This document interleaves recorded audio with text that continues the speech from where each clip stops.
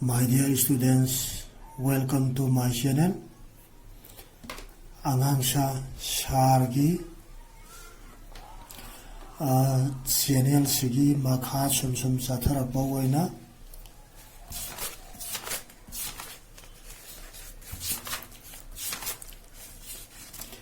Nipan suba para hiyang tanaba hariba para se takpa loigre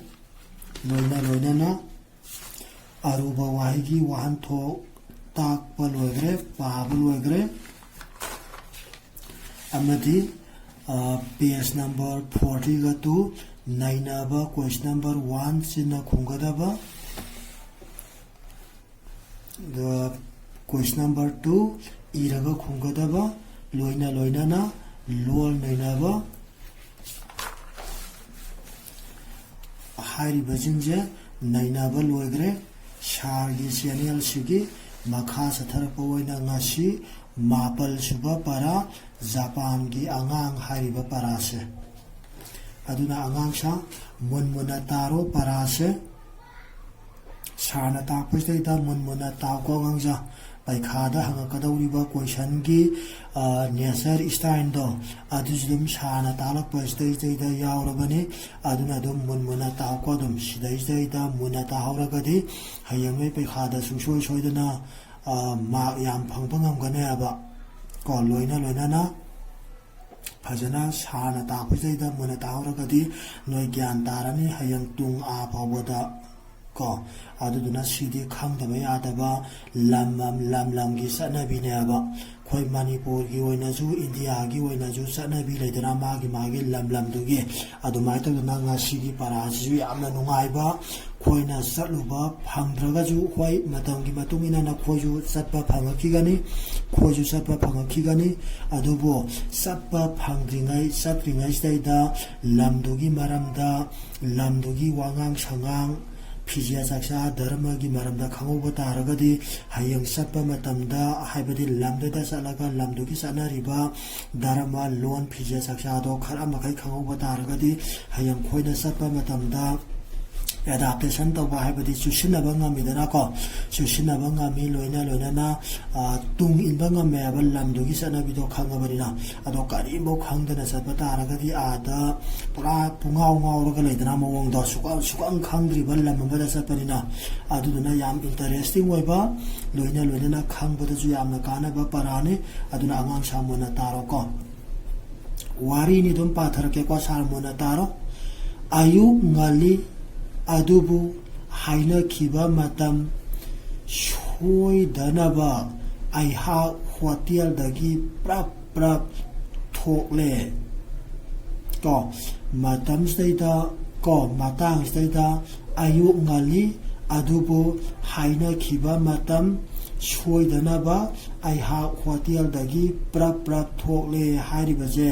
kana bunu haidana hangapu matamdana parajibu iriba aibani ana khongadaba ko hariba Japan gi angang haidana hariba paraje masijibu iriba aibani haina khongadaba Japan masa sing asi thabak tawbada lemna khiba matam soinade Japan masa sing asi thabak tawbada lemna khiba matam soinade ko question oina hangba yara ko Japan masa sing asi thabak tawbada karam tawbage hairagadi lemna khiba matam soinade haina khongadaba soirabadi yamna ikaina yaba ko Japan masa sing asi thabak tawba matamda soirabadi kari tawnabage haina mu hangabadi yamna ikaina haina khongadaba gadai ko ngja spelling ju khanggadaba hayang fill in the blank ta kayumba hangagadi adagi question wahi pareng singsi waina ju question puthokba yaba question puthoga puthoiba question dugi hangba yaba pakhum khanggadaba loina na hayang khoina MCQ multiple choice type ta hangba taraga ju pakhum budi pithor ani natra pakhum pithor pa taraga ju achuma pakhum di noina sana khanjaraga ira kadawri banina asuma pakumdo khangnanabagidamagta paraje muna tahudaba yadeba natra paraje muna tahudaba taragadi pakumdo pithu'e ana hairagasu karamba pakumdo khotoino do khangdragadi yadibana ko aduna muna tabasima darkar ore anganja khwai fast maru warise aduna muna taw ko Osaka shahar asi Tokyo gi mathangda khwaidagi chawba shahar singi manungda amani haiba ko adum hana khangre ko Japan gi konung karino haragadi Tokyo ni ko aduna Tokyo gi he Japan da Tokyo gi he mathangda khwaidagi chawba shahar do karino haragadi Osaka shahar je waigadeba detar ko anja Osaka shahar asi Tokyo gi mathangda khwaidagi chawba shahar singi manungda amani haiba adubu marup ko Shingo Takaushi na nahan hotian da laklambada mahaki mayungi address yamna kupna pirami ahibadugi marup tugi maming kari kauge haragadi Shingo Takaushi kawi haina khongadawa mayum thibada thoina wakhide ko kari marangidamagta aibana magi marup Shingo Takaushi ki mayum thibada wakhidabagi maram karino haragadi si khonggadeba ko mahaki marup Shingo Takaushi na nahan hotel da laklambada mahaki mayumgi address yamna kupna pirambado madudagi magi mayum thibada wakhidabani haina khonggadaba Shahargi mataida mahaki mayum adu piglapna taru tanali ko aibagi marup Shingo Takaushi gi yum du kadai waida leige haina hangagadina kedabra shahargi mataida lei haina khonggadaba karamaina leige haragadina piglapna taru tanana lei haina khonggadaba yandai ko aduna munmuna ta ko ngja hek yengbada yum adugi ningthijaba phajaba ama thamoida phawayaba ko phajaba janatra mituna urakanda khanga kadoinaba aduna pethibigi anga phajaba me am leinatra aduju nakona taba budi mitna salaga yongraga magi ningthijaba saktam do urakanda shini habdo khangeba natra aduduna mayamdagi thoido hendo pa luba nanda phajaba janatra mi phamongba yade kaudabadubuni ko Thongal sanglapodagi hauna lairiba laikon adugi masu sanglaba nungsing ko amadi tanan ba pukri masa aduna yum adubu amuka hena phajahali Shingo Takaushi hoigi yum ado karina amuka hena phajahange haiba taragadina janta brahmuna tawkongja Thongal sanglapodagi hauna lairiba laikon adugi masu sanglaba nungsing amadi tanan ba pukri masa aduna makhoigi yum adu amuka hena phajahali haina khongadawa aihaku opa marup Takaushi ne mahaki nupi ne makhoigi masa nupi ne makhoi ahum prap thongla e ahibana magi maruki mayumda sangba matamda mabu receive tawba wokpa kana tholake haiba taragadi magi marup Shingo Takaushi ne ko Shingo Takaushi gi nupi ne amadi magi masa nupi ne makhoi ahum tholai haina khonggadaba masa nupi du masak yamna nungsi ko Shingo Takaushi gi masa nupi do karam tawbagi haragadi masak yamna nungsi haina khonggadaba sahi tariat nipan mu suramba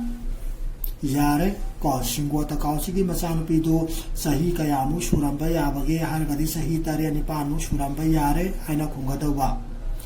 Takaushi di aigumna nongsuki purit khongrau sheli natra khoina sianariba purit khongrau kuasingje ko western country haibadi nongsu longi phiron ngatani ko khoi Manipur gidi natra khudai ka lairiba jingje khudai natra khudai sheli ko khoi Manipur ge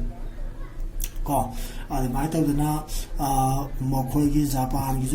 gi tongan ba dress leijai Japan gi tongan ba dress leijaba targa ju magi marup Shingo Takaushi do adudi nongsu longi dress puri khongrau shelaba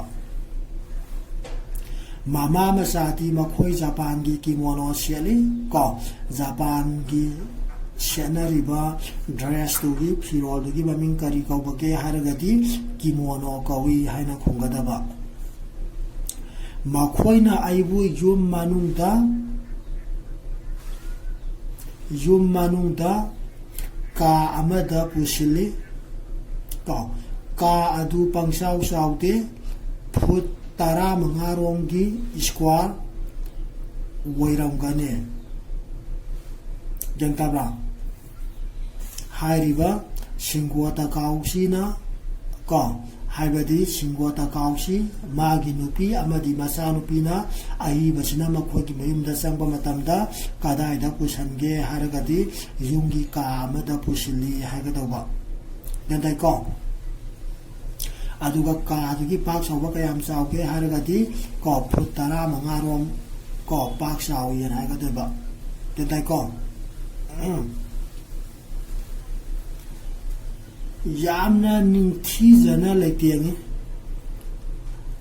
Munmun ताको गंजा सिंगोता काउसी होगी कादो कमाय तौगे न हंगागदी यामना निंथीजना लेतेंगे हाइना खुंगदौबा का अदुगा morning लोमदा सामनाबा का मसा foot 5 रोम पाकबा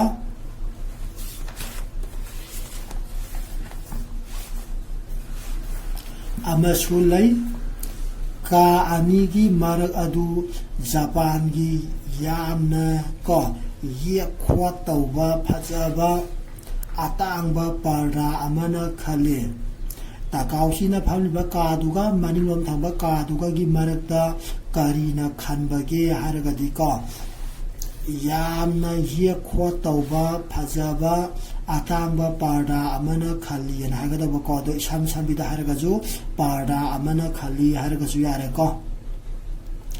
कामसा अदुदा मखोइगी इकेबना वइबा लै को इकेबना नाखिनी को दुम फरे जौरा कान हाइरगे को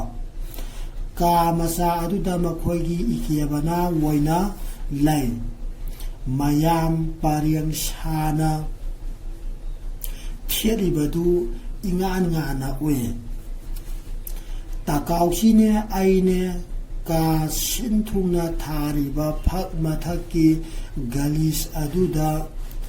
फामथमिनरे खोंगुप्ती आइखोय मारी मांगना मामांग थोंग संगमदाइदा थामलमलबनी मामा मसादी तुंगथा मांगथा थांगना कादा संख्रे आइगा ताकाउसीगा आइखोय आनी स्वमदा वारी सानरे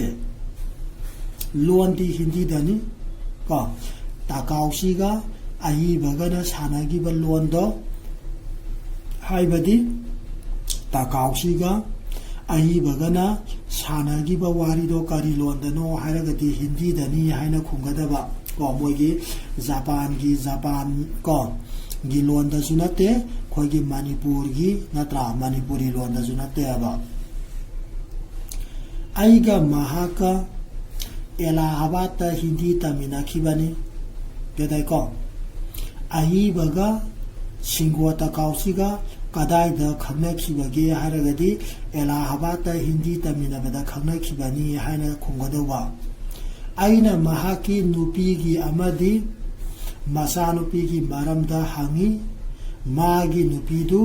स्कूल अमदा वजा वैरी को सिंगोता काउसीगी नुपीदो करी थबक तौबगे हारगदी स्कूल अमदा वजा वयना खुंगदौबा नत्रगजु इसम संबदा वजा वय हारगजु यारे को मसानुपीदुना अनकपा अफबा स्कूल अमदा क्लास 3 तमनी को अमुसु सिंगोता काउसीगी मसानुपीदु क्लास कया तंबगे हारगदी क्लास 3 तमली हाइना खुंगदबा जापान की अंगांगसिंग किंडरगार्टन दा सही अमदगी अहुम फावबा एलिमेंटरी स्कूल दा सही तारु मिडल स्कूल दा सही अहुम अदुगा हाई स्कूल दा सही अहुम तमनै मनता को गंजा जापान की अंगांगसिंगसी किंडरगार्टन दा सही कया तमगे हाइबा तारगदी सही अमदगी अहुम फावबा Tamina खुंगदौबा अदगी अमुसु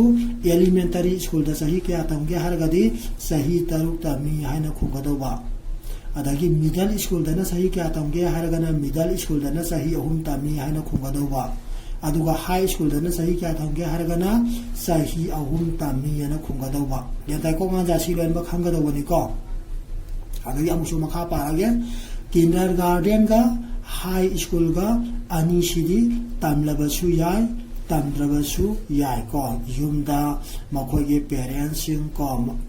mama mapa jingna mathak thongba jingna tapi tambidana hairagadi kindergarten ga elementary school ga ani sidi ko kindergarten ga high school ga ani sidi tamlabasu yai tamdrabasu yai ba jadai ko Japan gi anga sina tamlabasu ya ba tamdrabasu ya ba school gi thak ani du karam bano haragadi kindergarten ga high school ga ani je khungada ba ko kindergarten ga high school ga ani sidi tamlabasu yai tamdrabasu yai hana khungada ba Masanu pidi kindergarten ta sahi ani tamhanki ko singko ta kausigi masanu pidu kindergarten ta sahi kya tamhanki ba ke haragadi sahi ani tamhanki haina khungada ba University phawba tamhanki ni marakta tohaloi ko adagi amusu singko ta kausigi masanu pidu class kya phawba mapana tamhangani haiba ke na haragadi University phawba tamhangani haiki na khungada ba munmuna taw ko ngja paraje Sidi asyang mga trina yung sajalaga iba yaroy ko. Tay makhaparake ko. Aina makhoigi kimono gi maramda amu hangi hauji lailai su tambagi maramda hangbalware ko. Gantabla lailai su tambagi maramda hangbalware ade hauji makhoigi kimono makhoigi dress ki matang tamulai. Kimono haribasi makhoigi Zati ki pije neba ko kimono haibasi karino haragadi kimono haibasi Japan gi zati ki pije ni haina khungadaba gantai ko Mashi makhoina sina dagi puraklaga makhoi gi woina amu shamdokpane Japan gi kimono hariba dress asi makhoi masagi woiba hana lejaramba dress a hangagadi natte haina khungadauni ko natte ko China dagi puralaga makhoi gi woina amuk shamdokpani haina khungadauba ko amchu hayang option piba jam hangba yagre ko kimono hariba dress asi karamba leba tagi puralaga shamdolaga waikibano kan haira ju pakunda China na lakadeba kentai ko gangja aduna munmuna taw ko munata dragadi khangoi ko side kimono asuan bina khudang sualaga yam lawi khu yauna suali ngak athiepini ko ngak athiepini kudam pande yet ki thaba mathakta woigi thaba na nali aduga obi kauba khwangsiat apakba amana phajile monata ko gangja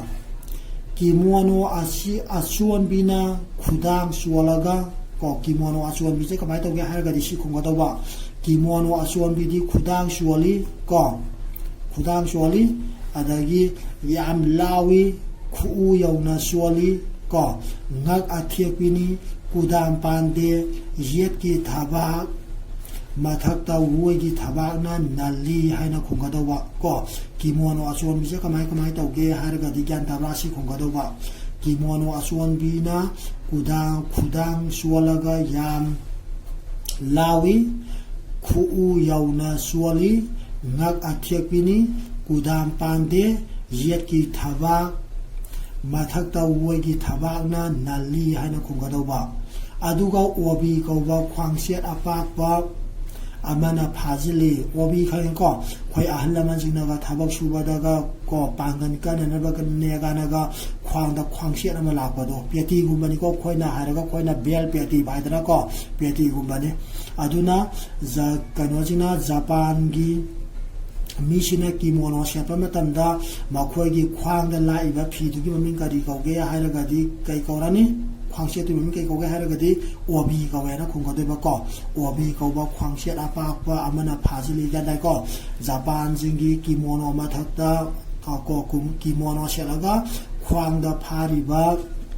khwangse tu maming kari kaubage hairagadi obi kawi haina khungkodeba gyan tare ko ngja mun taro gyan tare ko mun taro khwasalo sigi matang ji boda aduna ngasi gi matang ji da lo shalaji hayang mathang mu makhalo thara ji ko ngja okay thanks